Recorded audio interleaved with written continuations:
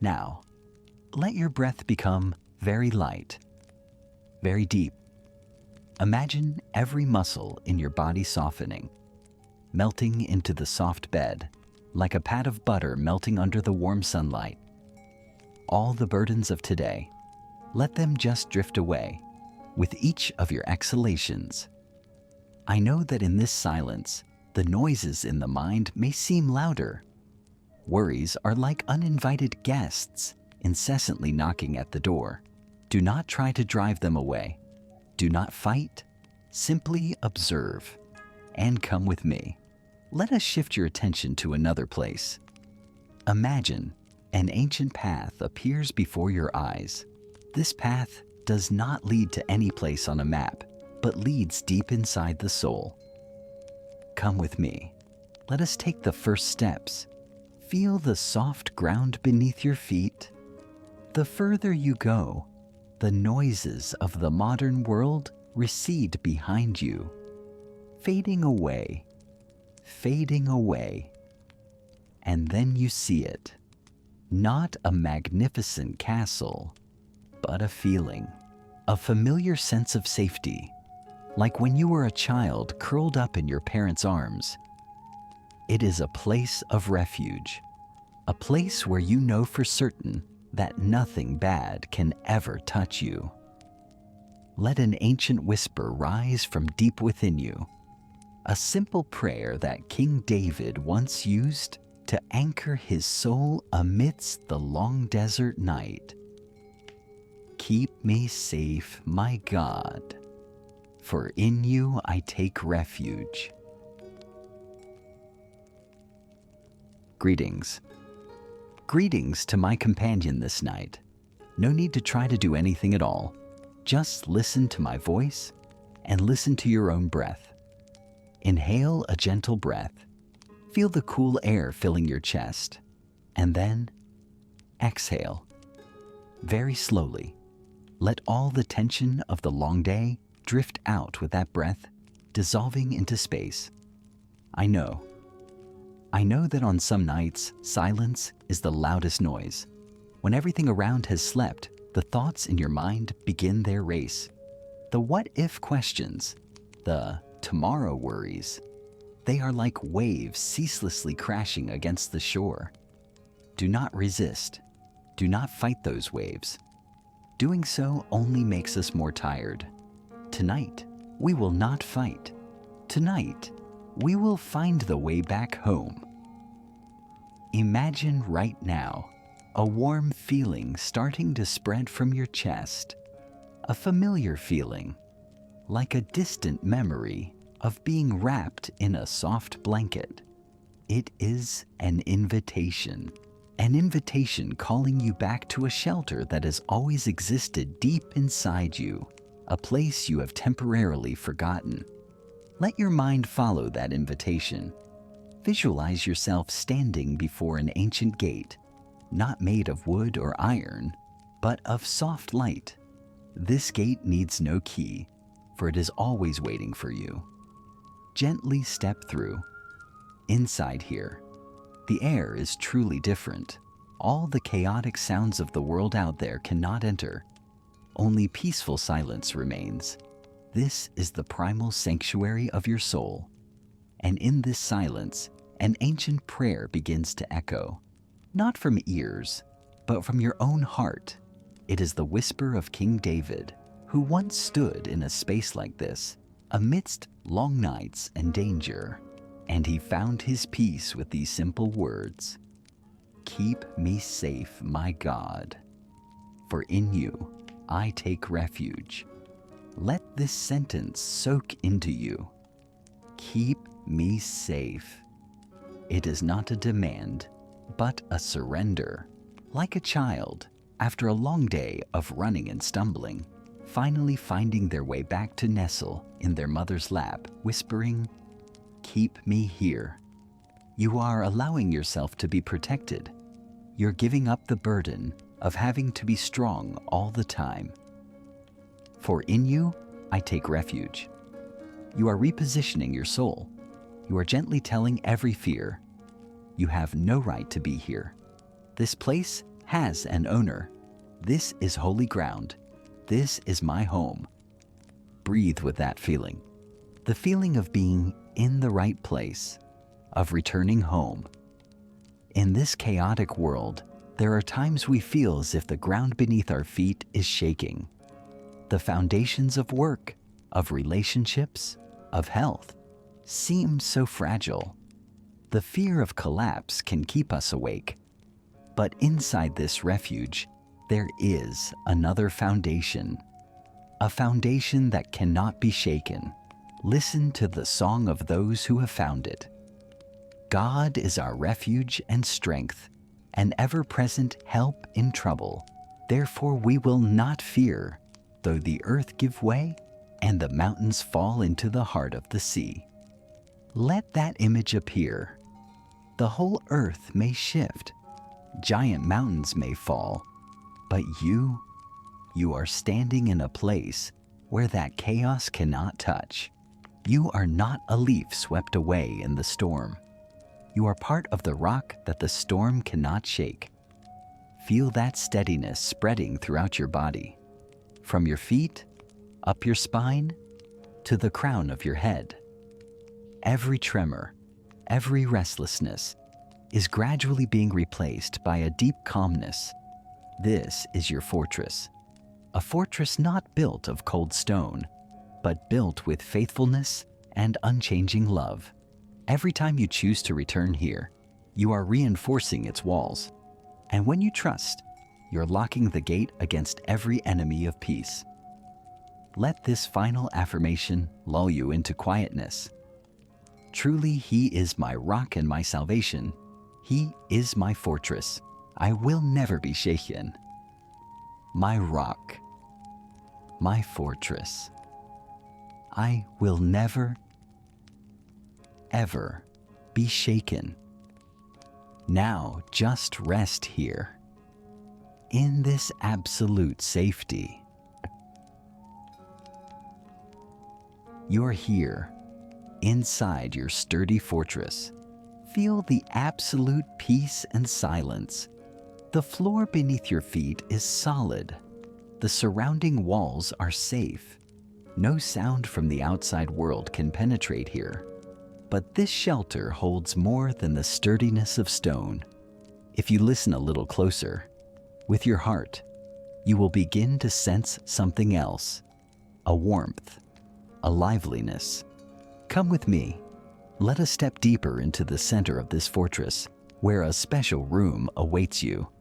This is not a cold room, but a warm nest. When you enter this room, the only light comes not from candles or lamps, but is a gentle light, radiating from the walls themselves. And you realize, this place is not built of stone, but is enveloped by something soft, living, and full of love. You are standing under a giant pair of wings, magnificent wings, yet infinitely gentle. This is the heart of the shelter. This is the image King David saw when he closed his eyes in the dark night, an image that brought him the deepest comfort. Let his whisper become your own whisper. He will cover you with his feathers, and under his wings you will find refuge. Feel that right now.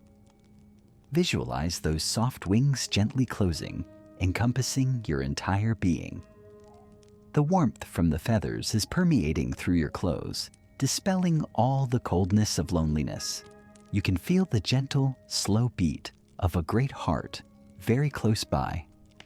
A beat of life, of unconditional love. All the burdens on your shoulders, let them fall. You do not need to carry them anymore. Here, you are allowed to be small. You are allowed to be weak, because you are enveloped by a power much greater than yourself.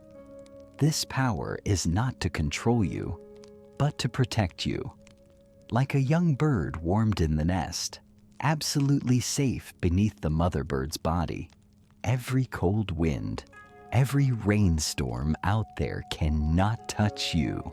And the shield protecting you is not an inanimate object. It is faithfulness, a promise never broken. Listen to this pledge. His faithfulness will be your shield and rampart. A shield. Visualize a shield of light guarding right in front of your mind. Every time an anxious thought, an arrow that flies by day tries to attack, it merely touches that shield and dissolves. You do not need to analyze. You do not need to argue with those thoughts. Simply trust in your shield. A rampart. This is long-term protection.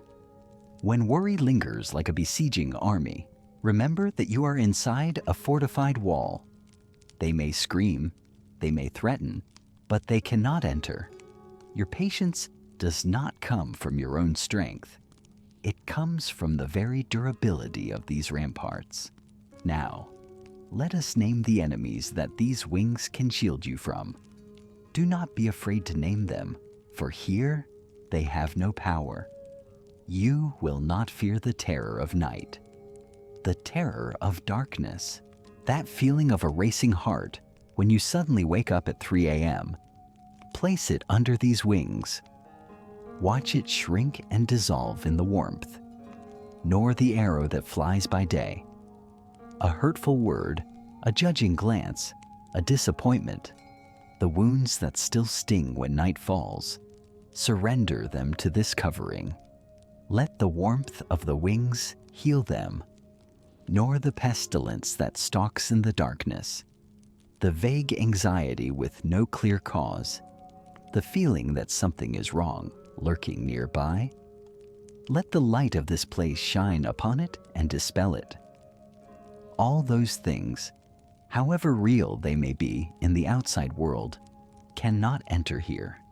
They may be screaming outside the ramparts, but inside this nest, there is only peace. There is a truth greater than your fear. It is this promise. 1,000 may fall at your side, 10,000 at your right hand, but it will not come near you. Breathe deeply and trust in that promise. You are being separated from the chaos. You are being set apart in a sacred space, a space of safety. Curl yourself up in this nest. Feel every soft layer of feathers. Feel the warmth, and let your body sink deeper and deeper into relaxation. You are loved. You are protected.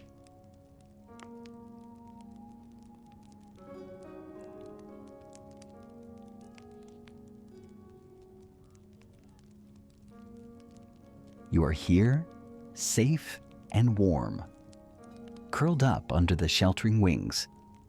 Your breath has become steady, deep. Your body is gradually letting go of all defenses. You have felt the safety, but for this safety to stay with you through the long night, to become the foundation for your deep sleep, there is one final step, a gentle yet meaningful step.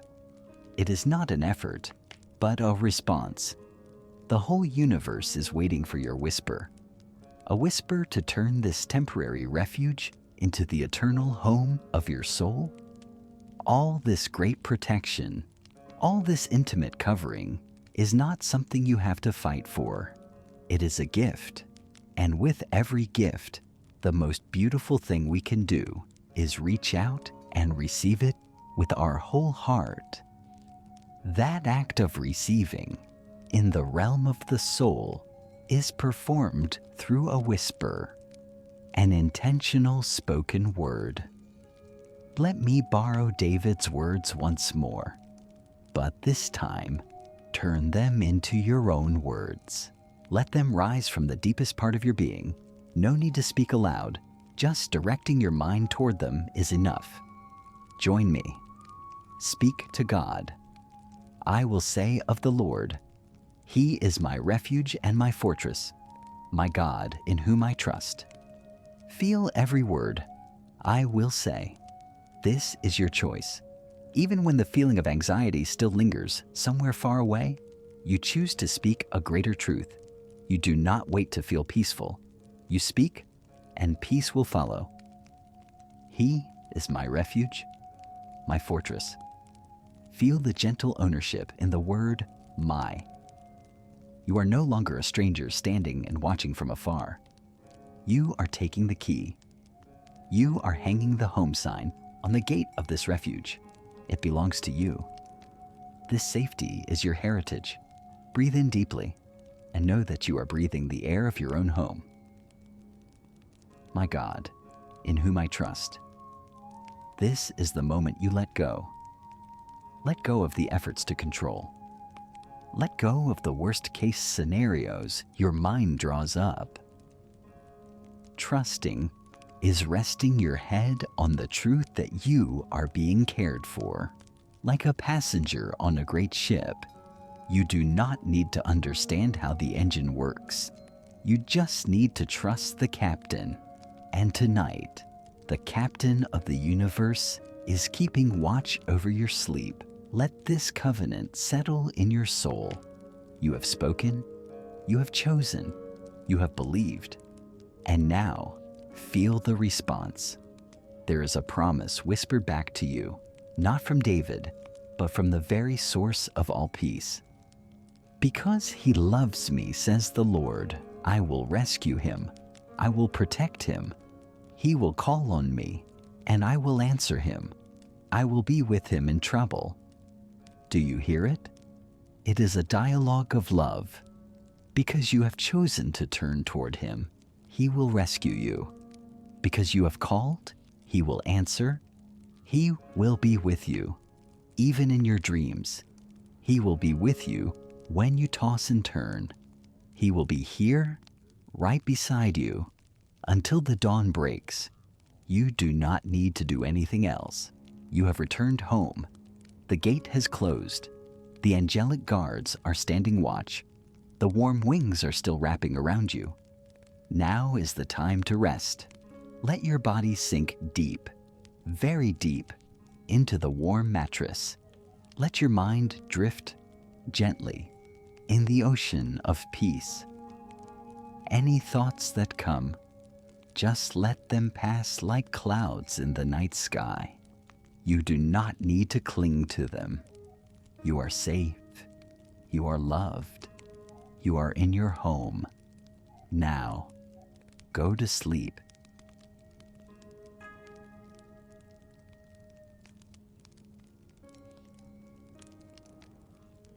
You are resting so peacefully within your safe home. Your breath is deep and steady. All defenses have been established, but true peace is not merely defense. It is nourishment. It is not just closing the door against fear, but opening the heart to love. Now listen. It is so quiet. Do you hear it? Beyond those sturdy ramparts, there is a new sound. Not the roar of an enemy, but the melodious sound of a flute, an ancient melody, gentle and full of invitation. The gate of the fortress is not broken down, but is being gently eased open from the inside by you. The gentle morning sunlight floods in, carrying the scent of fresh grass and pure air. It is an invitation to step out of the shelter to begin a new journey, a journey of restoration. Just lie still and imagine. You are slowly stepping out of the safe darkness of the fortress, squinting your eyes against the morning light. The air here is truly different. It is fresh and teeming with life. And you see him, not a king on a throne, not a warrior in armor, but a shepherd. His figure is humble. His eyes gleam with understanding and patience. He speaks no word, only looking at you with a gaze that says, I have been here waiting for you. In daily life, we often have to act as the shepherd for ourselves. We force ourselves to wake up, to work, to be strong, to calculate every step. The voice inside us is often a harsh shepherd, constantly scolding, hurry up, try harder, do not stop. We herd our minds through the deserts of anxiety, over the cliffs of exhaustion, and when night falls, we are depleted yet still unable to find rest. But tonight, this shepherd is different. The staff in his hand is not for striking, but for guiding and protecting. The melody from his flute is not a command, but a lullaby. He is inviting you to do something that seems unthinkable. Surrender that staff. Let go of the burden of having to lead the way yourself. Let the first confession of Psalm 23 resonate within your soul, like a sigh of relief, a most magnificent release. The Lord is my shepherd, I shall not want. Let this sentence dissolve within you. The Lord is my shepherd. Feel the burden on your shoulders being lifted away. Tonight, you do not need to map out plans for tomorrow. You do not need to solve every problem right now. You do not need to know all the answers. Your only task at this moment is to follow, is to trust. There is one going before you who knows every path, knows every danger, and knows exactly where rest is found. You simply need to step into his footprints. So gentle, so serene. And the second part of the verse is perhaps the most potent medicine for the modern malady of anxiety. I shall not want. Want here means not only to desire, but to lack. Anxiety, in essence, is the feeling of lack. Lack of safety, lack of control, lack of love, lack of certainty. We lose sleep because our minds are busily racing to fill those voids of want. But this confession is a subversive truth. It does not say, I will have everything I desire. It says something far more profound. With him as my shepherd, I realize that right here, right now, I do not lack anything truly important. Peace does not come from acquiring more, but from realizing that you have enough. Right in this breath, you are enough. Right in this existence, you are whole. The shepherd does not promise to give you a kingdom. He promises to give you his very presence, and in that presence, every sense of lack dissolves. Inhale sufficiency, and exhale every feeling of lack. Inhale trust, and exhale the burdens of self-control. Inhale peace, and exhale all hurry. The shepherd is beginning to walk, not too fast, not too slow, a perfect pace for your weary feet. The path is covered with young grass and early morning dew. You do not need to look too far ahead. You only need to look at his heels. His every step is an assurance. His every breath is a promise. You have left the fortress. You are on a journey. But you realize that safety has not been lost. It has merely changed form. From static walls, it has become a moving presence, a companion always right before your eyes. Now, just follow, step by step. Listen to the flute, feel the cool breeze, and let the shepherd lead you to the place for which your soul has longed for so very long.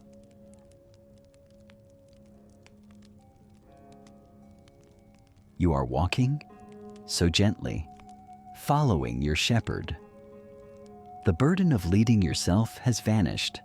The feeling of lack has given way to a quiet sufficiency. You do not know where you are going, but for the first time in a long while, that does not worry you, because you trust the one going before you. And then, after passing over a small hill, a scene appears before your eyes. A scene that seems woven from your most peaceful dreams. The scent of moist earth and young grass fills the air. The melody of the flute now blends with the sound of trickling water and the gentle buzzing of bees. The shepherd has stopped. He turns back to look at you, and his gaze says, "This is the place for you. This is the place to rest. This is the land your exhausted soul has been longing for. This is not a mirage oasis in the desert, but a reality prepared for you. Let David's words paint this picture in your mind. Feel it with all your senses. He makes me lie down in green pastures. He leads me beside the still waters. Focus on the first phrase. He makes me lie down. There is a tenderness, but also a firmness in this statement, because the shepherd knows us well. He knows that even when brought to a peaceful place, our instinct is still to try to stand up, still to look for something to do, something to worry about. We are so used to always being in active mode, but the shepherd, with his infinite wisdom, knows that what you need most right now is not action, but total surrender. He makes me is not coercion, but a loving permission. Like a mother gently laying her active child down in bed and whispering, "Enough now, my love. Now is the time to rest." And you are allowing yourself to do that.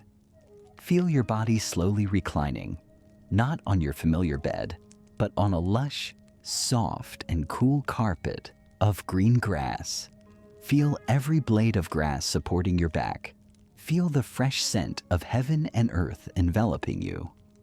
This is true rest, not just stopping work, but reconnecting with life, with Mother Earth. Let the fatigue in every muscle fiber, every joint of yours, be absorbed and healed by this gentle ground in green pastures. Green in psychology is the color of balance, of life, and of renewal. Anxiety often bears the gray color of exhaustion. Tonight, you are immersed in healing green. Inhale that green. Let it fill your lungs, enter your blood, and bring life to tired cells.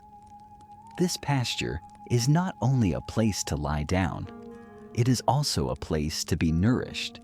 You do not need to search for food. You are lying right in the midst of an endless source of nutrition for the soul. And then your attention turns to a sound, the sound of flowing water. The shepherd is leading you to a stream, but this is not a rushing river. The psalm describes it in a truly special way. He leads me beside the still waters. Still waters, waters so quiet, flat as a mirror.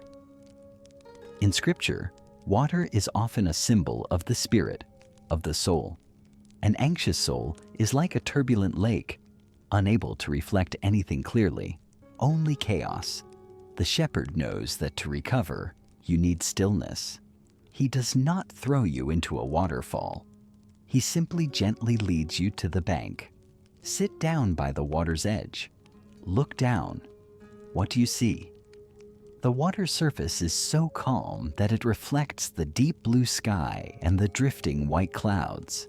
It also reflects your own image, but not the tired and stressed image of daily life.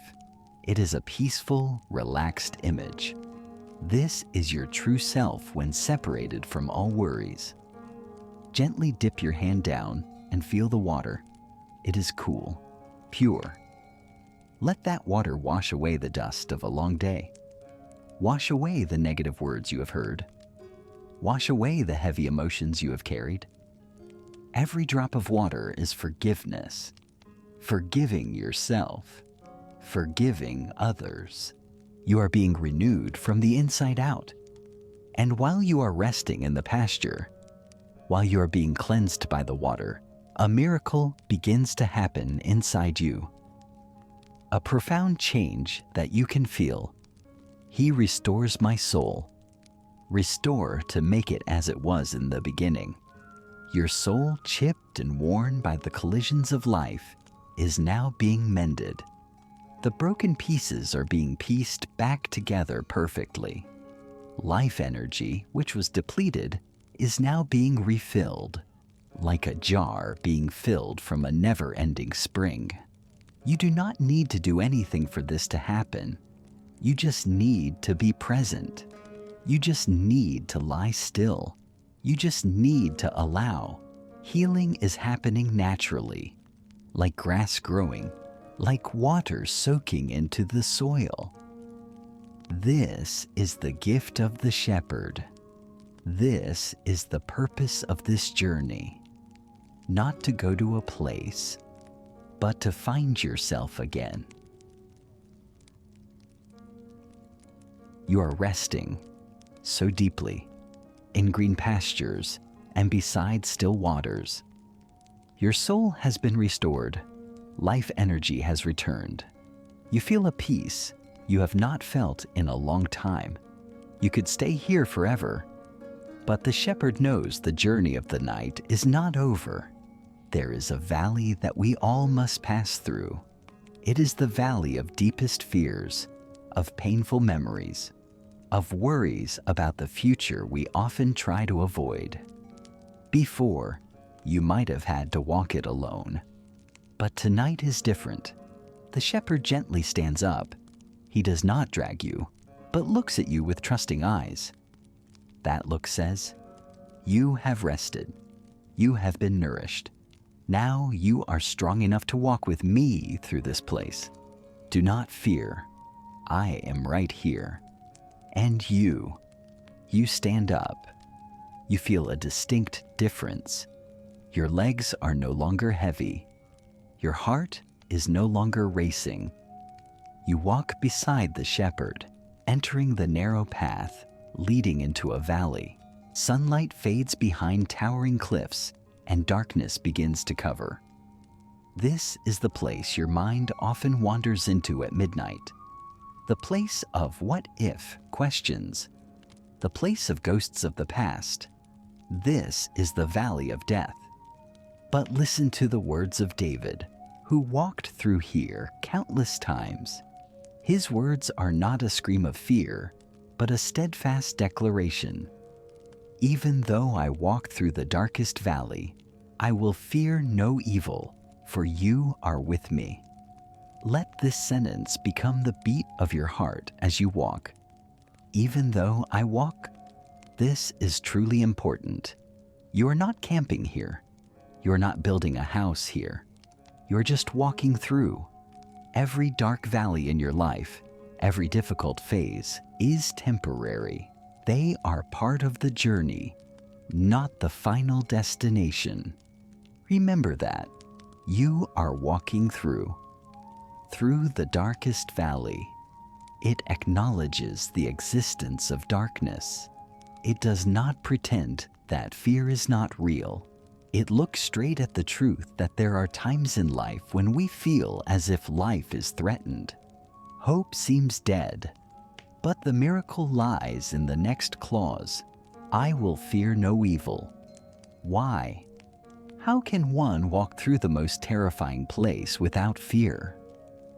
The answer lies not in that person's strength, but in their companion. For you are with me. This is the secret. This is the crux of all courage. Fear thrives best in loneliness.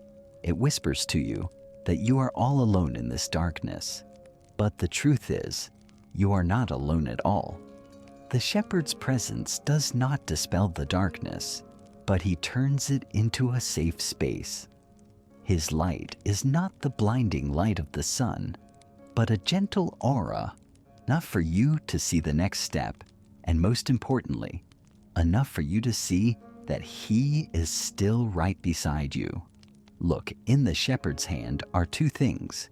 The Bible calls them your rod and your staff. They comfort me. How do they comfort you?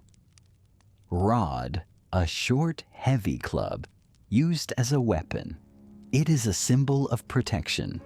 As you walk through this valley, any wolf of anxiety, any thief of despair creeping near, the shepherd's rod will be there to drive them away. You do not need to fight. The battle is not yours. You just need to trust in your protector. Staff, a long stick with a hook at the end. It is not a weapon. It is a tool of guidance and rescue. When the path becomes slippery, the shepherd uses it to keep your balance. When you stumble and fall into a crevice, He uses that hook to gently pull you up. The staff is a symbol of meticulous care, of a love that never lets you fall.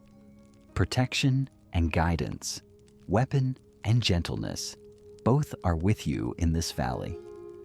Breathe deeply and feel that comfort. You are being protected. You will not be left behind.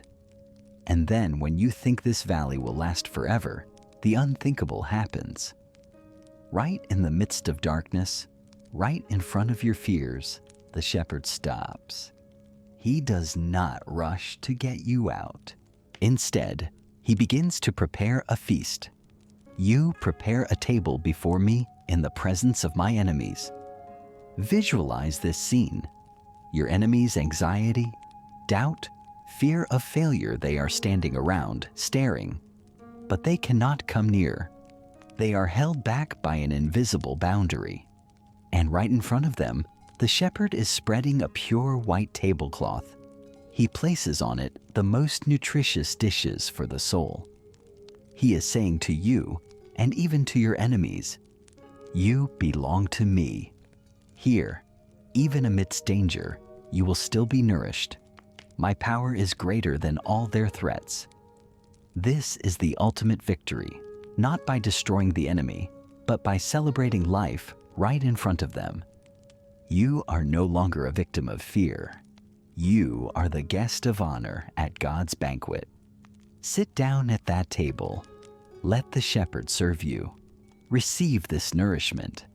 This is the assurance that, no matter how dark the night, you will never hunger or thirst. You will never be alone. You are sitting there, at the banquet table set right in the midst of the valley. The warmth of nourishment is still spreading in your veins. You have been reminded that you are not alone, but perhaps, in a quiet moment, you still glance at the dark shadows standing around. Your enemies, they are still there. The shepherd's presence does not make them disappear, but he gives you the strength to no longer run away from them. Tonight, we will not pretend that they do not exist. We will do something you have never dared to do before. Together, under the shepherd's protection, we will turn and look straight at them. We will conduct a midnight roll call, not to fear, but to see the truth about them. Inhale a deep breath and exhale very slowly. Keep your gaze directed toward the shepherd, and from this safe place, allow your fears to appear. Do not judge them. Do not analyze them. Just name them. Maybe it is the enemy named failure. It whispers to you about past mistakes, about projects that might collapse. Maybe it is the enemy named loneliness. It paints a future with no one by your side, a terrifying emptiness. Maybe it is the enemy named sickness, debt, rejection. They are like an army, crowded and terrifying, besieging your mind. King David once stood in this very place. He did not hide. He looked straight at that army and uttered a realistic question, a question that perhaps you are whispering to yourself. Lord, how many are my foes? How many rise up against me? Feel the honesty in this statement. David does not pretend to be strong. He admits. He confirms their existence. He sees their number. This is the first and most important step to healing. Acknowledging the reality of pain without being drowned by it. When you allow yourself to say, "Yes, I am afraid and my fears are many," you are taking away their secret power. You are dragging them out of the darkness and placing them under the light of awareness. And in this roll call, David also hears what they are whispering. Poisonous lies designed to destroy his hope. Many are saying of me, God will not deliver him. Have you ever heard that voice? It is the voice of despair. When you toss and turn in bed, it says, nothing will change. Everything will remain this bad forever. There is no way out for you. Even God has abandoned you. This is the enemy's most dangerous weapon. It attacks not just your circumstances, but your core belief. It tries to sever the connection between you and the shepherd. Tonight, identify that voice. When it rings out, do not argue with it. Just name it. This is a lie of the enemy. Recognizing it as a lie is already half the battle. But David does not stop at acknowledging and identifying. Immediately, without a moment's hesitation, he performs a great pivot. After looking at the enemy, he turns back and looks at his protector. He does not let the enemy's accusation be the final word. He uses his own mouth to declare a greater truth. This is the pivotal moment, the hinge turning from fear to faith. Listen and let these words become yours. But you, Lord, are a shield around me, my glory, the one who lifts my head high. Feel the shift in energy in this sentence. But you. This word but is one of the most powerful words in the language of the soul. It is a wall of fire, stopping the spread of fear. It says, even though the truth about my enemies is so, but there is a greater truth. Visualize that shield right now. It is not just in front of you. It is around me. A 360-degree shield, an impenetrable aura of protection. Every accusation, every arrow of worry when flying near is deflected by this shield of light and dissolves. My glory. The enemy wants you to feel ashamed and humiliated. But God is your glory. His presence clothes you with a dignity that no failure or criticism can strip away. The one who lifts my head high. Sadness and failure make us bow our heads. We dare not look into anyone's eyes, not even ourselves in the mirror. But the shepherd with his gentle hand comes and gently lifts your chin. He wants you to look straight ahead. He wants you to remember who you are. You are his child. The midnight roll call is complete. You have looked straight at the enemy. You have heard their lies. And then you chose to declare a higher truth. You are no longer a trembling victim before an army. You are a protected one, standing behind an unbreakable shield.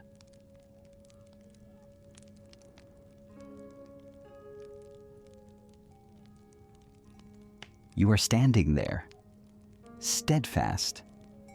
Behind the invisible yet powerful shield, you have named your enemies. You have refused their lies. Your head has been lifted high.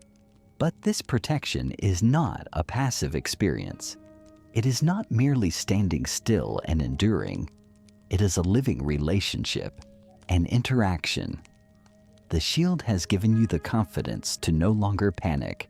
And now, from that very confidence, you are invited to take the next step, an action that turns defense into a dialogue. It is time for you to raise your call, not a scream of despair, but a call full of trust from a child who knows for certain that their father is listening. Imagine, as you stand behind the shield, there is an invisible connection linking directly from your heart to the heart of the shepherd. Your call is the vibration on that string. David discovered this secret. He knew that his prayers were not words flying into the void. They were signals sent out that would certainly receive a response. Listen to the melody of this dance. I call out to the Lord, and he answers me from his holy mountain. Let the simplicity and certainty of this statement soak into you. It does not say, I hope he will answer. It does not say, maybe he will hear. It says decisively, I call and he answers. This is a law of the spiritual kingdom, as certain as the law of gravity. Every call stemming from faith will meet a response from grace. What is His holy mountain? It is not a geographical location. It is the command center of the universe, the place of power and absolute sovereignty. The answer to your call does not come from a weak or precarious place. It comes from the very throne of the Creator, carrying all His authority and strength. When you whisper a prayer in the dark night, you are making a long-distance call to the control room of the universe, and on the other end, someone always picks up. And what is the result of this dialogue? It brings a miracle that every insomniac craves, a miracle that seems impossible when the mind is spinning. I lie down and sleep. I wake again because the Lord sustains me. Feel this sequence. First, seeing the enemy. Second, declaring the shield. Third, raising the call. Fourth, receiving the answer. And the final result is, I lie down and sleep. Sleep is not a battle you must win, but a gift you receive after you have trusted. It is the natural result of surrendering your burden to a greater one. I lie down. This is an act of letting go. And sleep. This is an act of absolute trust. You can only truly sleep when you believe that someone else is awake to watch over you. And when you wake up in the morning, it is not because you tried to cling to life, but because the Lord sustains me. He not only watches over your sleep, He is the source of energy renewing you, even when you are unaware. This is the dance. You call, He answers. You lie down, He sustains. Psalm 27 repeats this melody with even greater intimacy. The call becomes a search for the face of the beloved. Hear my voice when I call, Lord. Be merciful to me and answer me. My heart says of you, seek His face. Your face, Lord, I will seek. Fear makes us want to cover our faces and hide, but faith whispers to our hearts, seek His face. Seek the loving gaze of the shepherd. Seek the smile of the Father. In the presence of that face, all darkness must retreat. When you feel most abandoned, remember that it is just a feeling, not the truth. The truth is, your heart was created to seek Him, and He is always there to be found. And sometimes we are so afraid we cannot utter a word. We feel as if we are sinking. Even in that moment, His presence remains the lifeline. Listen to the testimony of one who was rescued. I sought the Lord, and He answered me. He delivered me from all my fears. All my fears. No fear is too big for His power. No anxiety is too small for His care. He does not just deliver you from a few fears. He delivers you from all of them. This dance is happening right now, in your very room. Your every breath is a call. Your every heartbeat is a prayer. And the answer is here. Deliverance is here. It is wrapping around you like a river of peace. Let yourself drift along that river, drifting into sleep.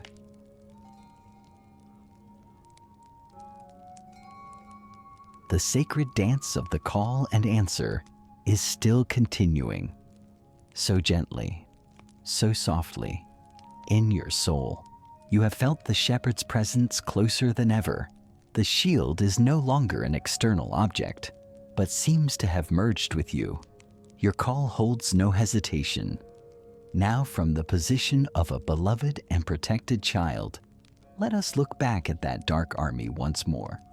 But this time, something has changed. They seem not as huge and terrifying as before.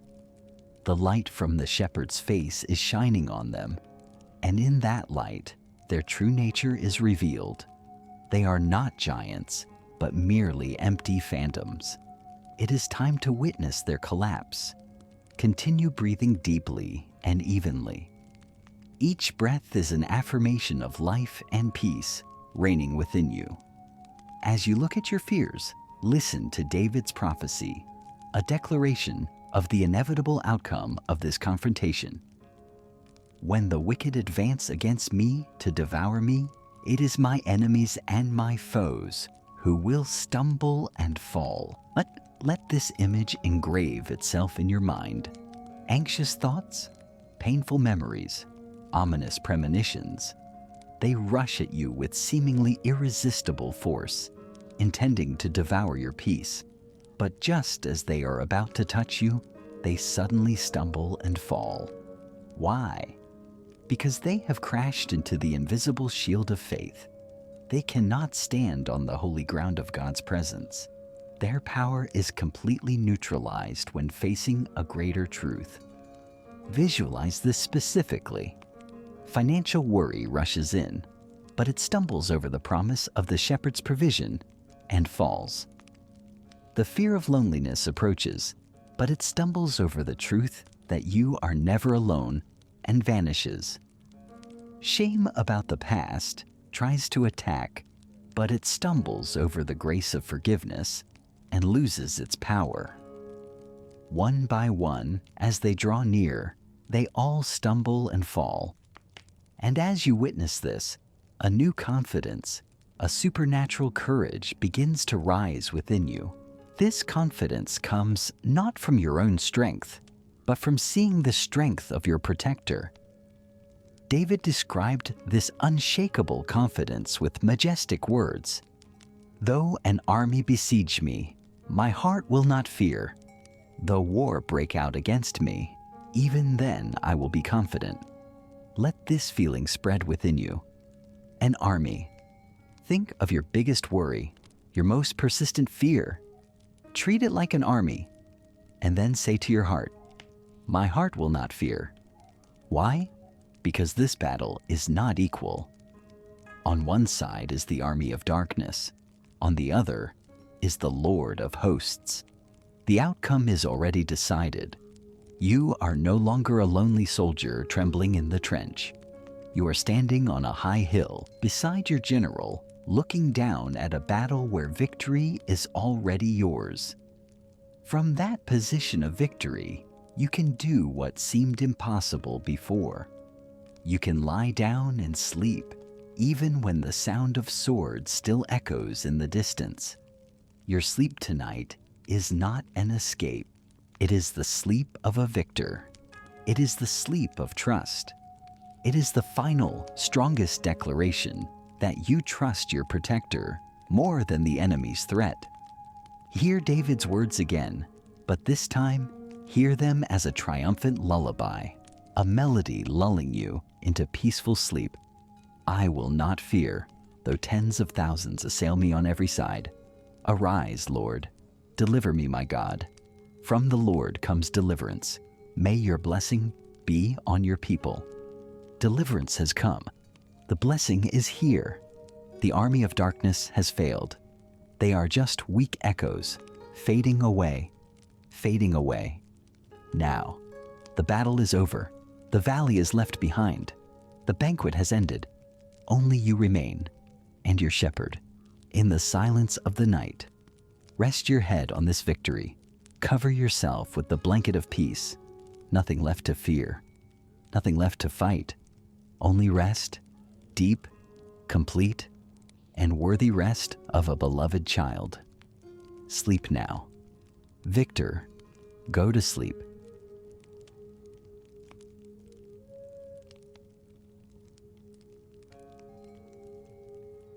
You are resting in the peace of the victor. The army of personal fears has stumbled and vanished. The silence is so deep, so complete. But perhaps even in this silence, another kind of restlessness begins to creep in. It is not the roar of fear, but a more subtle whisper, a sweet poison of comparison. Your mind begins to wander out of this peaceful garden and looks over at the lands of others. You see those who seem to be doing wrong, yet are thriving. You recall the injustices you have suffered. A feeling of heat, a fretfulness begins to kindle, and the peace you just gained seems threatened. This is another enemy, attacking not with fear, but with dissatisfaction.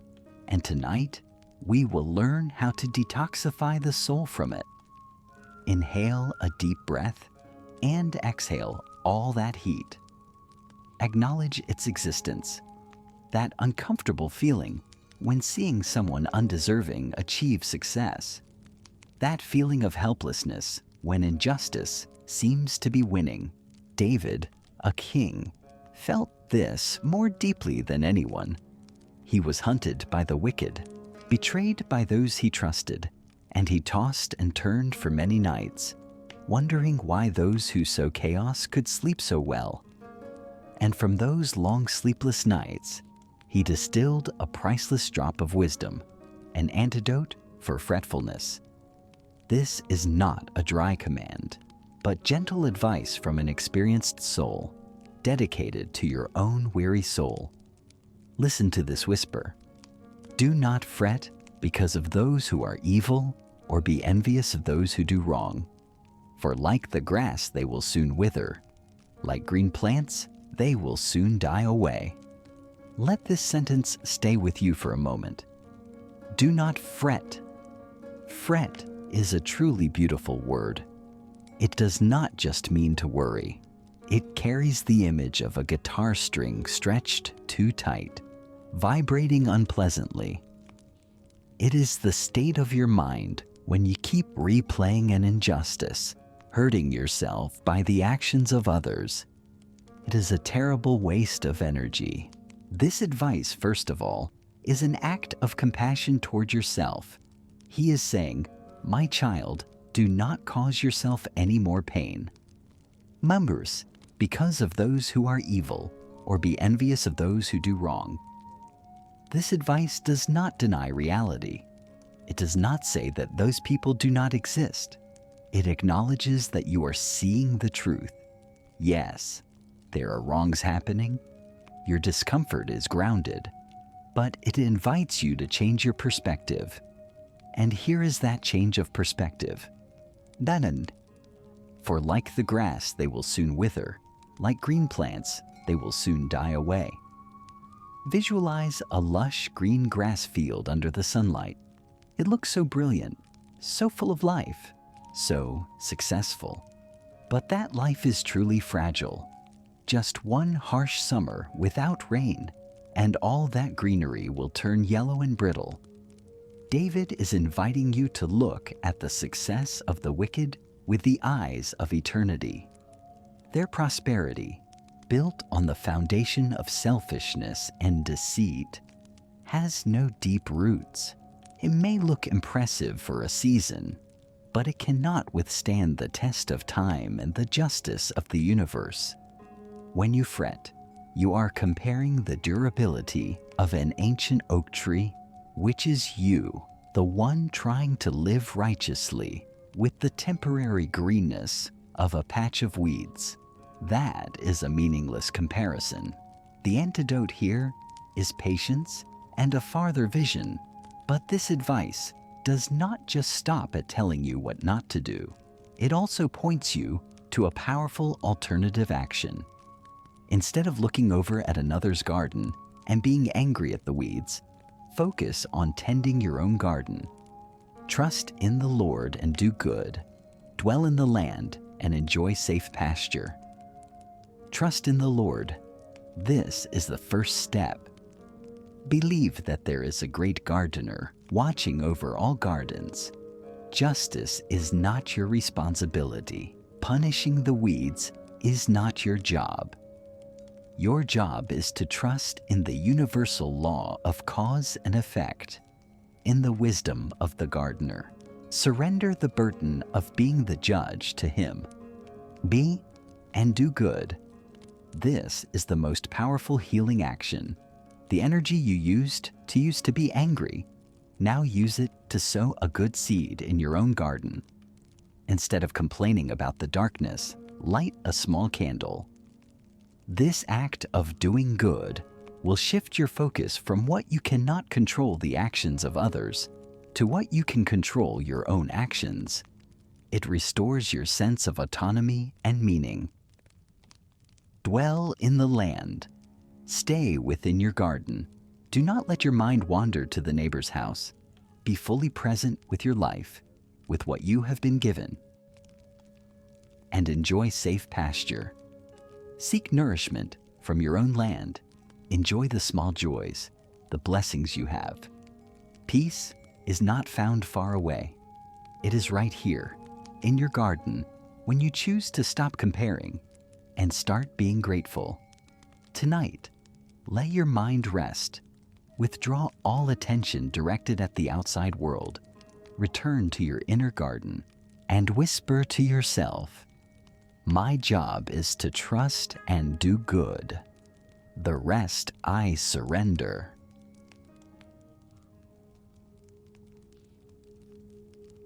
You have returned to your own garden. You have withdrawn all the energy once wasted on fretfulness and comparison. The air here is so fresh, you can feel the moist soil beneath your feet, smell the scent of the flowers you yourself have sown with good deeds. It feels so peaceful not to worry about what is happening in other gardens.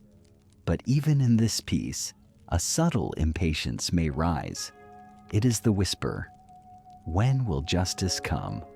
When will my efforts be rewarded?" This impatience, if not soothed, can also steal your sleep.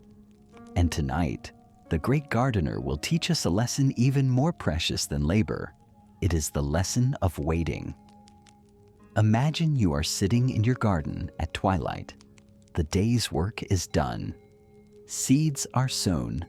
Plants are watered.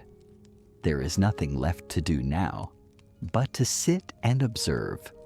This is one of the hardest acts for the modern person, doing nothing. We feel guilty resting, feel impatient waiting. But David, through the Psalms, elevated waiting to an art, a powerful spiritual act. Listen to the melody of this stillness. Be still before the Lord and wait patiently for Him. Let these two gentle commands soak deep into your soul. Be still. Let all activity inside you settle down.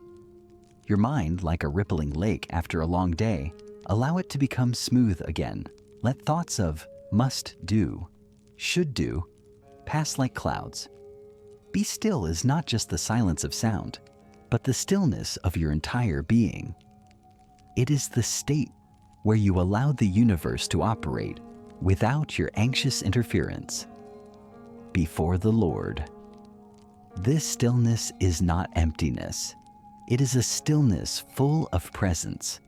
You are sitting in your garden, and you know the gardener is also there with you. He is also sitting there, silently observing the seeds with you. His presence turns waiting from a lonely experience into an intimate companionship. And wait patiently for Him. Patience is not gritting your teeth and enduring. True patience comes from trust.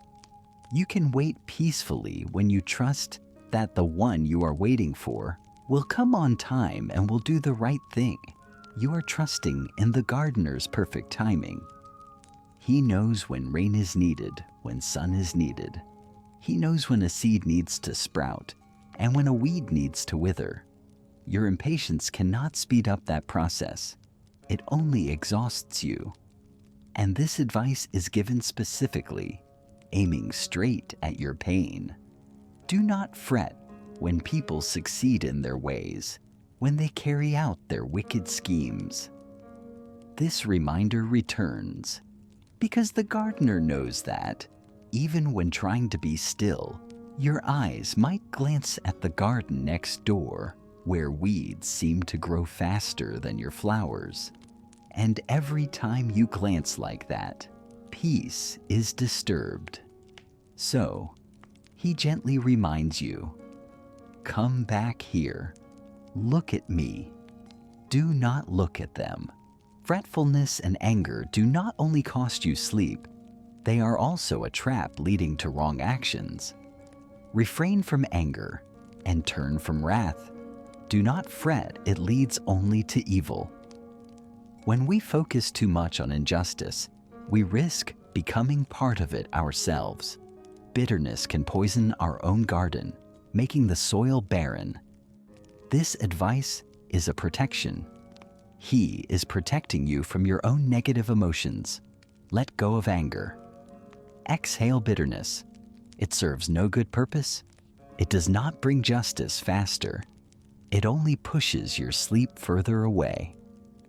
And then, after inviting you into stillness and patience, the great gardener pulls back a curtain, showing you a vision of the future, a promise certain to happen to strengthen your waiting. For those who are evil will be destroyed, but those who hope in the Lord will inherit the land. This is the law of the garden. Weeds, no matter how fast they grow, will eventually be uprooted. The land will be returned to the trees that patiently root deep. Inherit the land is a powerful image. It does not mean just material prosperity. Land here is peace. It is stability. It is the feeling of solidity, of belonging. That is the reward for those who learn the art of waiting and trust. A little while, and the wicked will be no more. But the meek will inherit the land and enjoy peace and prosperity. A little while. This whisper is a sedative for the impatient soul. The waiting time may seem long, but in the eternal picture, it is just a little while. And who will inherit? The meek. The meek is not the weak.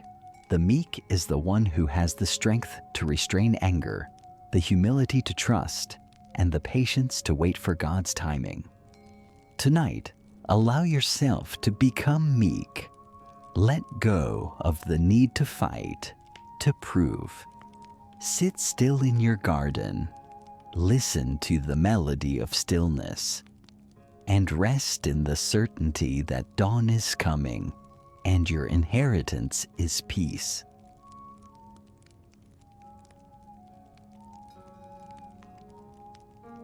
You are sitting there, in your garden, in the silence of the night. You have learned how not to fret, how to wait patiently.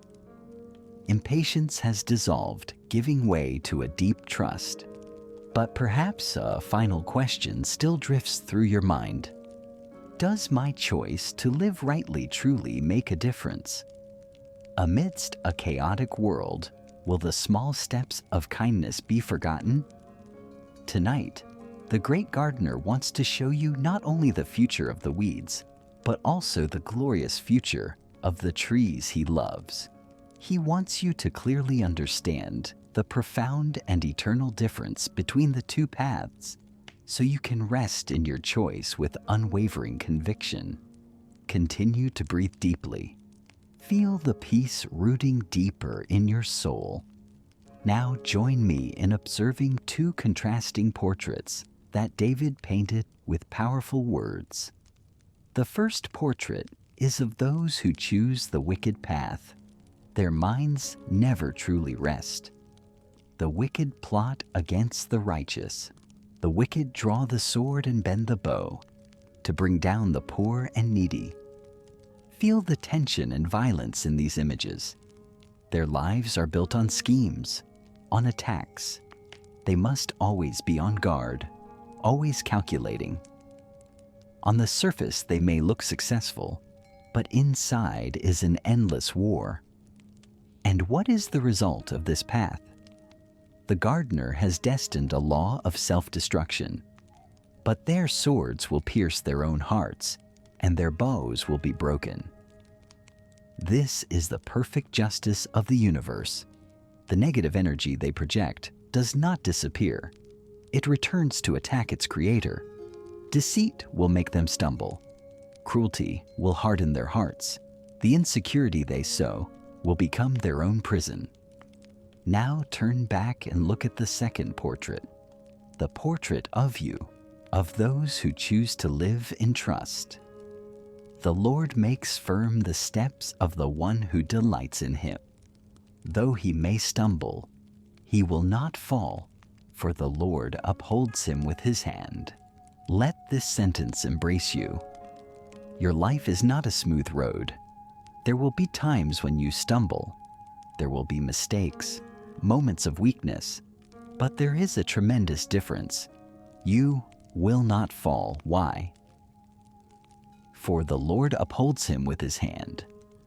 Visualize that warm and strong hand always beneath you, ready to catch you whenever you teeter. The life of the righteous is not about never stumbling, but about never being abandoned. Your safety does not depend on your perfection, but on the faithfulness of the one who upholds you. And this care lasts a lifetime through every generation. David, in his old age, looked back and gave a moving testimony. I was young, and now I am old, yet I have never seen the righteous forsaken, or their children begging bread. This is a promise of enduring provision, a flow of blessings, not just for you, but for those you love.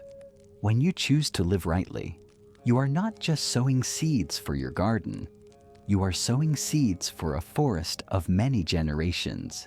So, where is your ultimate refuge? What is the assurance for your sleep tonight? It does not lie in justice being executed immediately tomorrow morning. It lies in a truth far more profound. The salvation of the righteous comes from the Lord. He is their stronghold in time of trouble. Your salvation, your peace, does not depend on the downfall of the wicked. It comes from the Lord himself. He is your stronghold. Return to the image of the fortress in the first chapter. Even when the storm of injustice rages outside, inside the stronghold, you are completely safe. And he is not just a passive wall. He is an active helper. The Lord helps them and delivers them. He saves them because they take refuge in him. It all comes back to the first and simplest act. Take refuge in him. Maintenant tonight, when you close your eyes, let go of the burden of judging the world. Let go of the need to understand why things happen the way they do. Justice is a great river. Sometimes it flows underground, but it always flows toward the ocean of truth. Your job is not to control that river. Your job is to rest on the steady boat of faith. Your garden is being tended. Your steps are being made firm. A mighty hand is upholding you. You are in your stronghold. Nothing can harm you. Let this triumphant song of salvation lull you into the deepest, most peaceful sleep.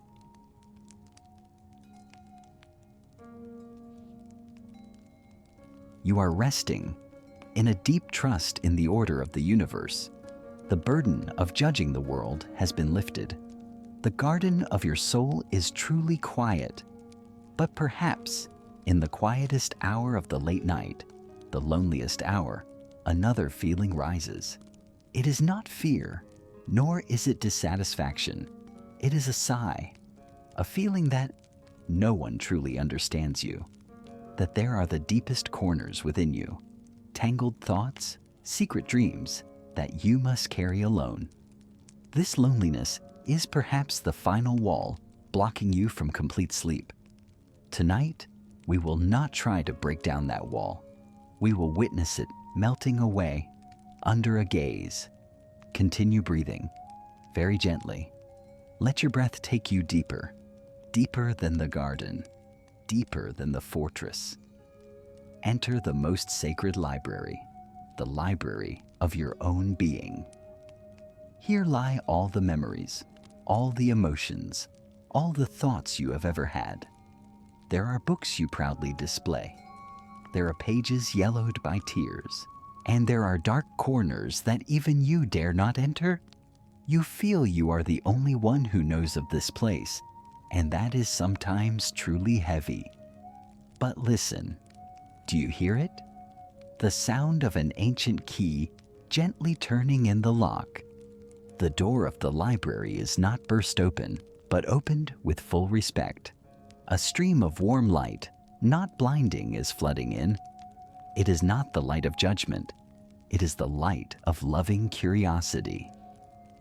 A great reader has come to visit. David, in a night of deep contemplation, felt this visit, and he uttered, not in fear, but in awe and gratitude, the opening words to one of the greatest love poems ever written. O Lord, you have searched me and you know me. Let these two verbs embrace you. You have searched me. The word search here is not a police interrogation. Visualize it like an archaeologist with infinite patience and gentleness, using a soft brush to dust off the layers of time from a forgotten masterpiece.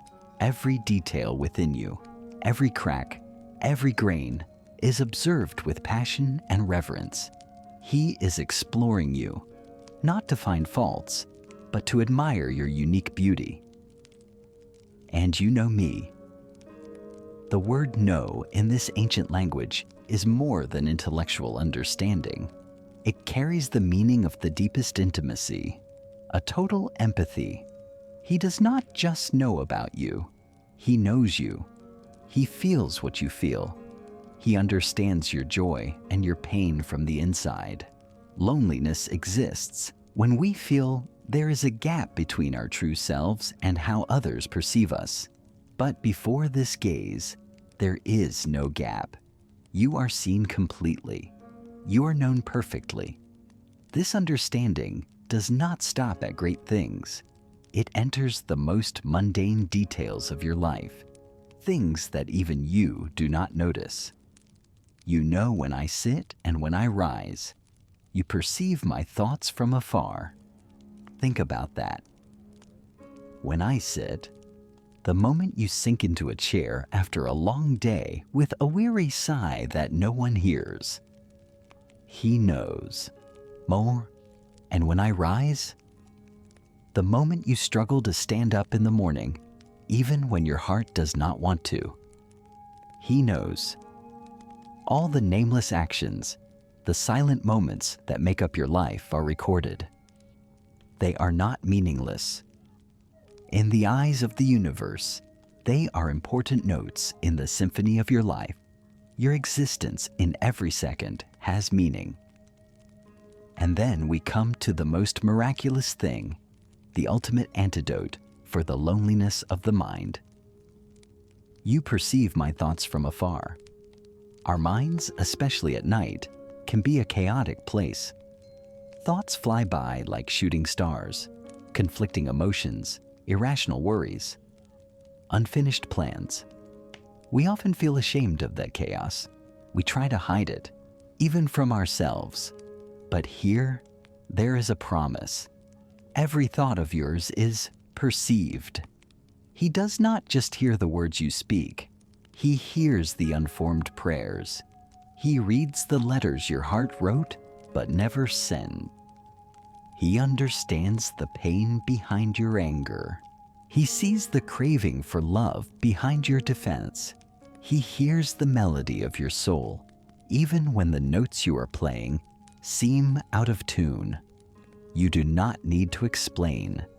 You do not need to justify. You do not need to try to organize the mess in your head before coming to him. You just need to be you, and that is enough. Tonight, when scattered thoughts rush in, do not resist them. Imagine they are clouds drifting before the great reader. He looks at them without judgment. He simply understands. And in that understanding, they lose the power to hurt you. You are being known completely, fully, and unconditionally. Loneliness cannot exist in a space like this.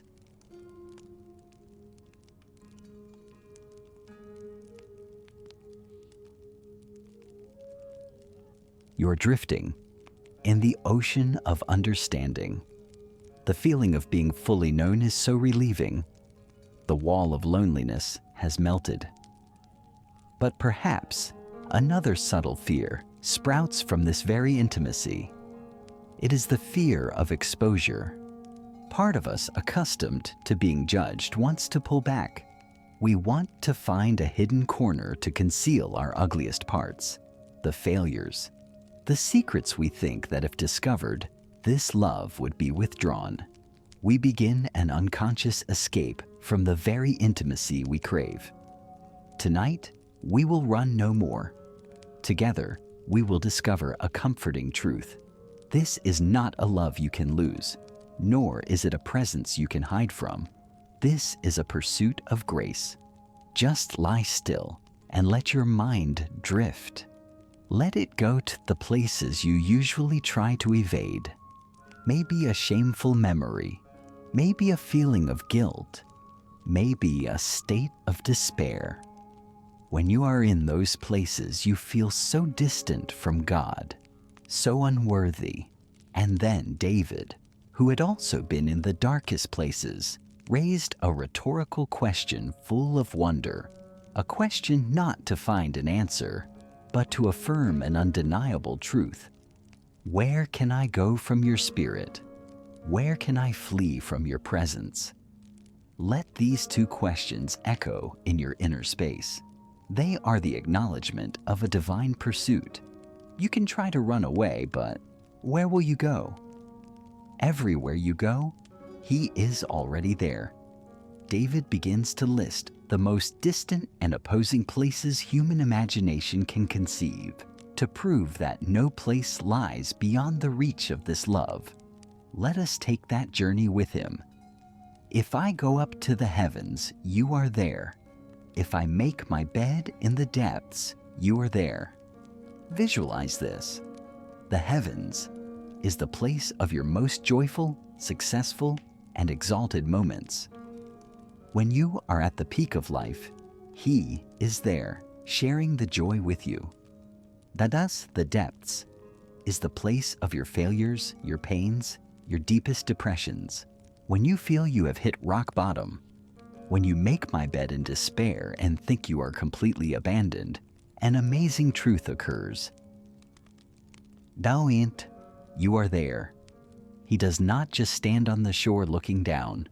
He is right there in that depth with you, not to judge, but to accompany, to turn the darkest place into holy ground. The journey of imagination continues to the limits of space and time. If I rise on the wings of the dawn, if I settle on the far side of the sea, even there your hand will guide me. Your right hand will hold me fast. Wings of the dawn, a beautiful image of a new beginning, of trying to fly very fast, very far from your past, to the very far side of the sea. But even in that most distant, desolate place, you cannot go faster or farther than his love. And there you will find two things. Your hand will guide me. The guiding hand. Even when you think you are running away, you are actually being guided to a place of healing. Your right hand will hold me fast, the holding hand. This is not the grip of a jailer, but the firm grip of a father who does not want his child to be lost. No matter how much you struggle, that grip remains, not to imprison, but to protect. And then we come to the final hiding place, the place we often believe we can conceal ourselves most effectively. Darkness, the darkness of silence, the darkness of secrets. If I say, surely the darkness will hide me, and the light become night around me. Even the darkness will not be dark to you. The night will shine like the day, for darkness is as light to you. This is one of the most liberating truths. The place you think is your safest hideout from God's gaze is actually where he sees you most clearly. Darkness is not dark to you. The secrets you hide, he already knows. The parts of yourself you are ashamed of, He has seen, and He is still there. His love does not depend on light. It shines even in the darkness. To Him, there is no difference between night and day, between your failure and success, between your sin and holiness. He sees only one thing, the child He loves. Tonight, stop running. Let go of every effort to hide. Let yourself be found right where you are, right in your true self. You do not need to go anywhere. You do not need to become someone else, because there is no place in this universe you can go where this love is not already there, waiting for you with open arms.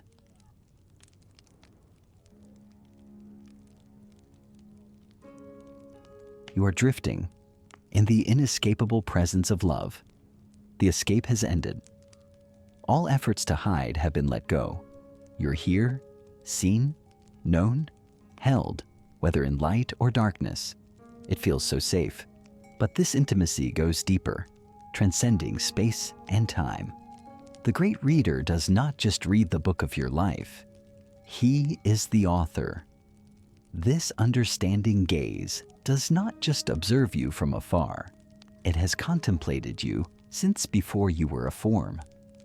Tonight, before you sink into sleep, let us take a final journey, not out into the universe, but into your own beginning, into the most secret and sacred place, to witness a miracle.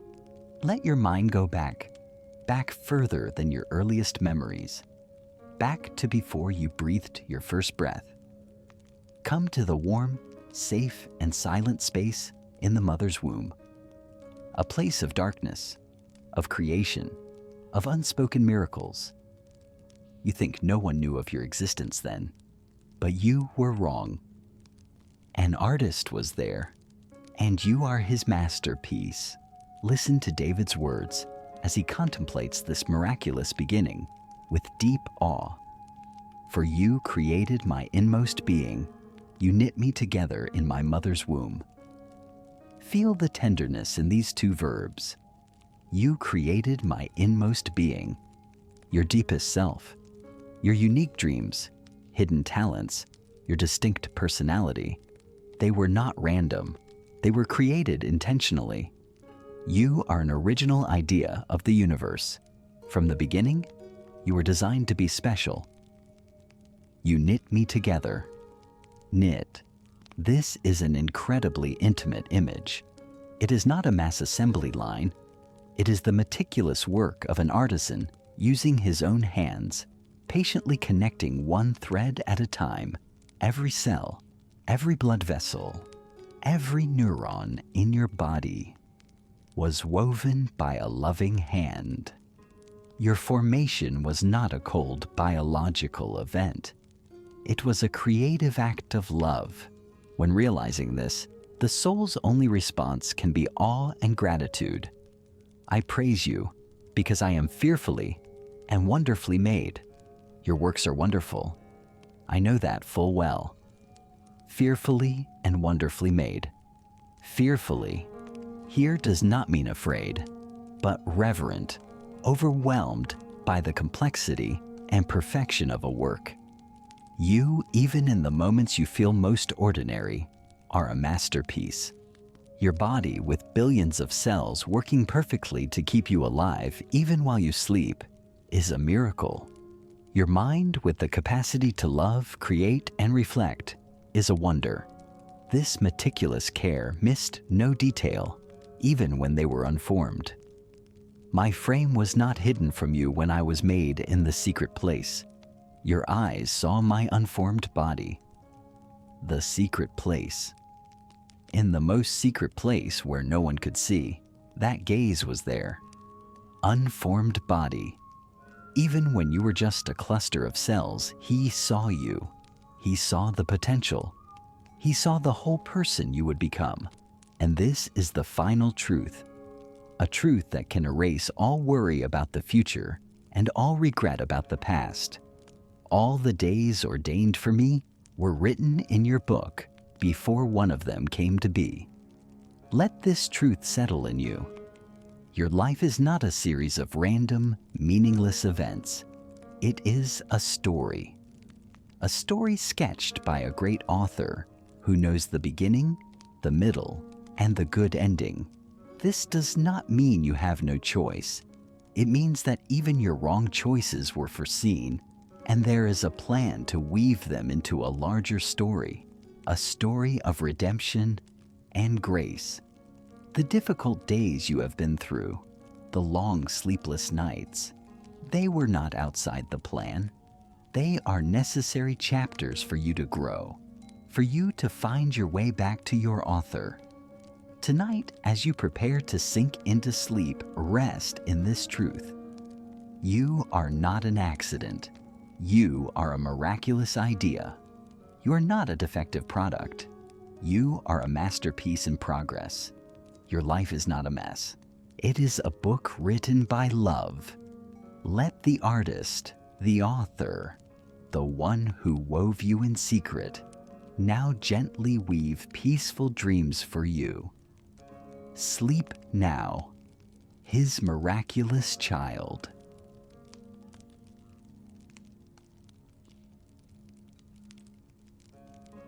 You are drifting in the peace of one who knows they are a masterpiece, a miraculous idea of the universe. You have been woven in silence, known to the utmost, and loved unconditionally. The feeling is so full, so complete. And now, after a long journey through fortresses, pastures, valleys, and inner libraries, we have returned. Returned to your very bed, right in this room. But everything is different. The room seems warmer. The bed seems softer. Because you are different.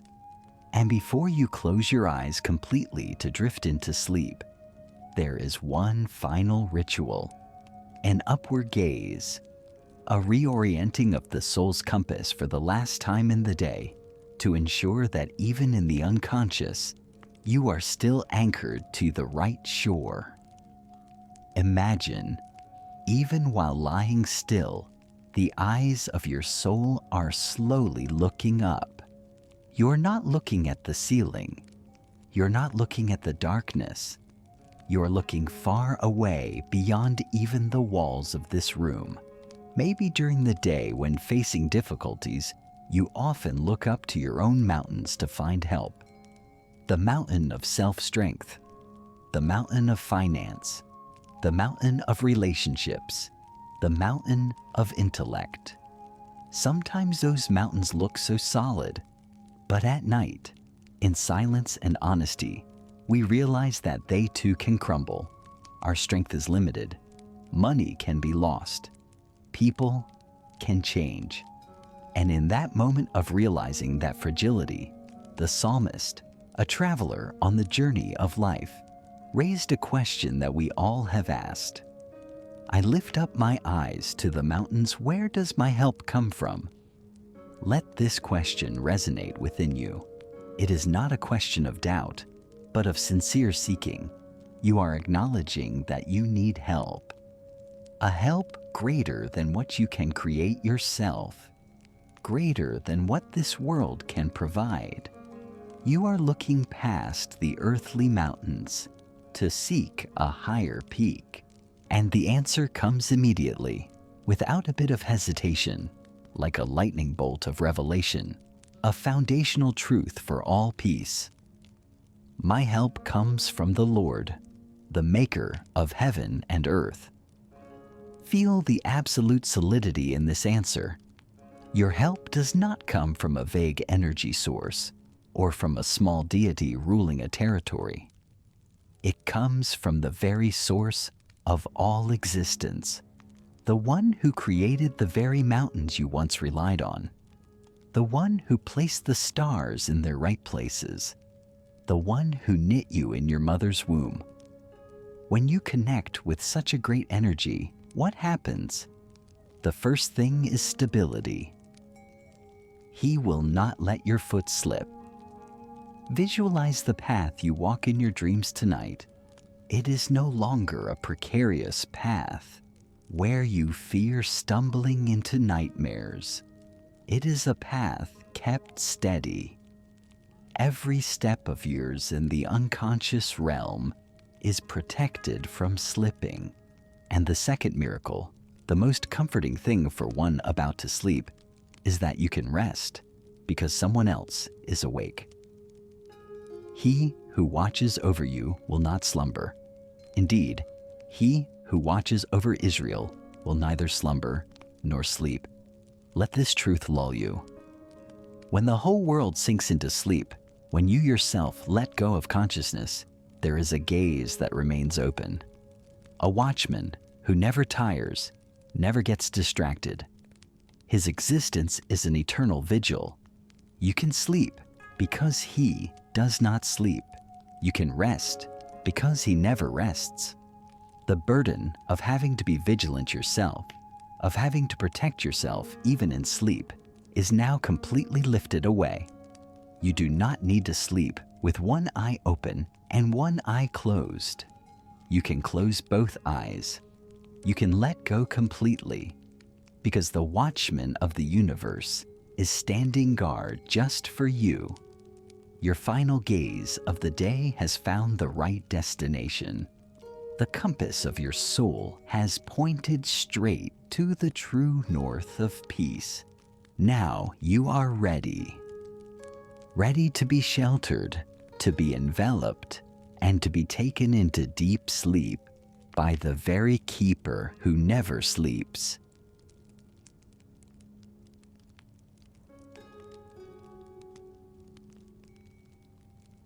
You have lifted your eyes and found your help.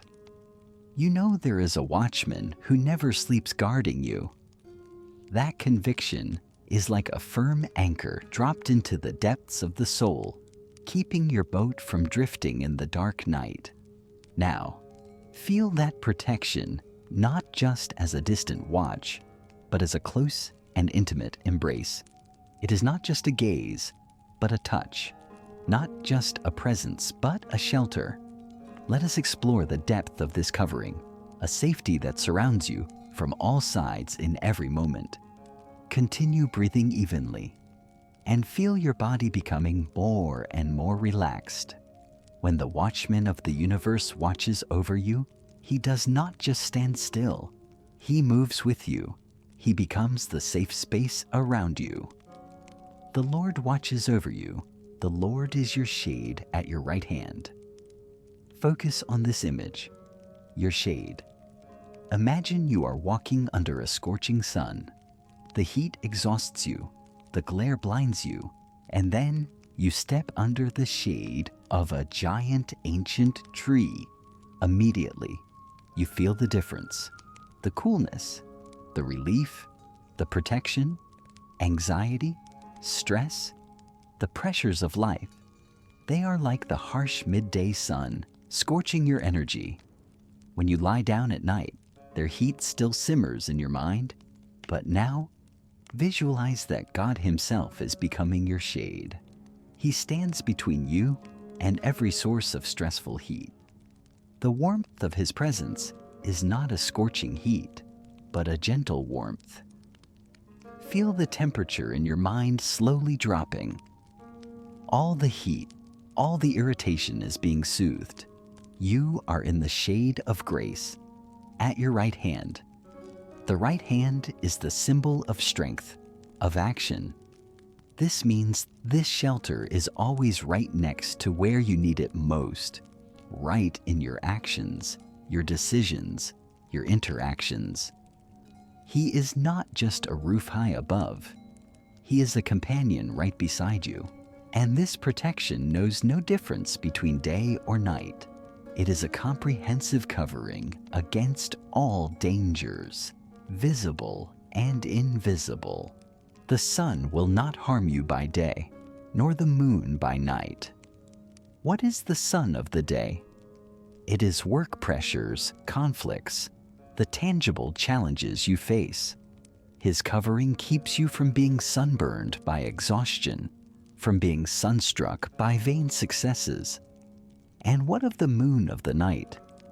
The moon radiates no heat, but it has a mysterious pull. The moon here symbolizes the dangers of the subconscious realm. It is the nameless fears, the nightmares, the enchantments of darkness, the sadness that creeps into the soul when we are weakest. This promise ensures that, even when you are drifting in dreams, you are protected from the negative influences of the spiritual world. The gentle light of the watchman will shield you from the ghostly lights of the moon. This protection is absolute. It leaves no gap. The Lord will keep you from all harm. He will watch over your life. Let these two promises wrap around you like a blanket. From all harm, no type of injury, physical, emotional, or spiritual, lies outside the scope of this protection. Anything trying to harm you must go through the protector first. He will watch over your life. Life here is not just biological existence. It is the soul, your true being, your heart, your hope, your peace. All that makes you who you are is being guarded vigilantly. And this protection is not limited to a moment or a place. It is an invisible embrace holding your entire journey from the past to the present and stretching into the endless future. The Lord will watch over your coming and going, both now and forevermore. Your coming and going. That is every activity of your day, from the moment you wake and step out of the house to the moment you return and lie down. It is also your going into the realm of sleep and your coming back to consciousness in the morning. Every transition, every change in your life lies within His guarding arms. Both now, right now, in this very breath, and forevermore. This protection has no expiration date. It is an eternal covenant. You are enveloped completely, comprehensively, and eternally. There is no crack for fear to creep in. You are in the center of safety. Relax and feel that invisible embrace holding you so tight, so warm.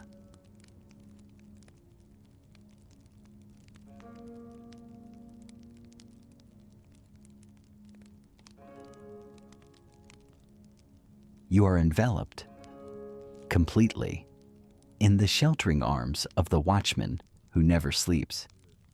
You have lifted your eyes and found your source of hope. You have felt the shade shielding your soul from all scorching anxiety. You are convinced that no danger, day or night, can touch you. Every question has been answered. Every fear has been soothed. Every defense has been lowered. Now there is nothing left to do, nothing left to think about. Only one single act remains, an act that is the pinnacle of all faith, the final expression of surrender. It is time for you to fulfill your own promise, a declaration not just with words, but with your whole being. It is time to lie down and sleep. Our entire journey tonight, from entering the fortress, passing through the pastures, facing the enemy, contemplating wisdom, and feeling infinite understanding, all leads to this moment. The moment you integrate all those truths into one simple act. David, after long tossing and turning nights, finally found the formula for peace. It is not a complex formula, but a conscious choice. Let his final words in Psalm 4 become your final prayer tonight. Fill my heart with joy. In peace, I will lie down and sleep. For you alone, Lord, make me dwell in safety. Break this precious gem and swallow it piece by piece. Fill my heart with joy. This is a surprising petition. Usually, when we cannot sleep, we only ask to sleep. But David asks for more. He asks for joy. Because he knows that God's joy does not depend on circumstances. It is a power that dispels darkness. This is the choice to abandon all final grumbling and bitterness and open the heart to receive a supernatural gift, a joy without reason. Inhale and imagine you are inhaling joy. Let it fill every empty space in your heart. And then from that very joy, a decision is made. In peace, I will lie down and sleep. In peace. You do not lie down in exhaustion, in defeat, or in anxiety. You lie down in peace. Peace is not the result of sleep. Peace is the atmosphere you choose to enter sleep. It is a state of your soul right now, right before you sleep. I will lie down and sleep. This is a declaration of will. You are commanding your body and mind. You are saying, "It is enough. The journey has ended. Now is the time to rest." Why can you make such a bold declaration? What is the foundation for this confidence? The answer lies in the final clause, the bedrock for the entire pyramid of peace we have built tonight. For you alone, Lord, make me dwell in safety. You alone. Your peace no longer depends on whether your bank account has enough zeros. It does not depend on whether others treat you well. It does not depend on whether your health is perfect. All those things can change. But there is one thing that never changes. Your safety comes from only one source, a source that cannot be shaken, cannot be depleted. Mount, make me dwell in safety. He does not just give you safety like an object. He makes you dwell in it. He creates an environment, a space around you, where the very nature is safety. Your bed tonight, your room, is not just a physical space. It has been sanctified, has become an extension of God's own refuge. You are sleeping in the King's bedroom. It is done. The journey is complete. Every promise has been given. Every truth has been contemplated. You have been brought to the very threshold of sleep. There is nothing left for you to do. There is nothing left for you to hold on to. Let go. Surrender. Trust in the watchman who never sleeps. Trust in the shepherd guarding you. Trust in the author writing a beautiful dawn for you. Now, let this final declaration be your act. In peace, lie down and sleep. Sleep deeply. Sleep well. For you alone. Make me dwell in safety. Good night.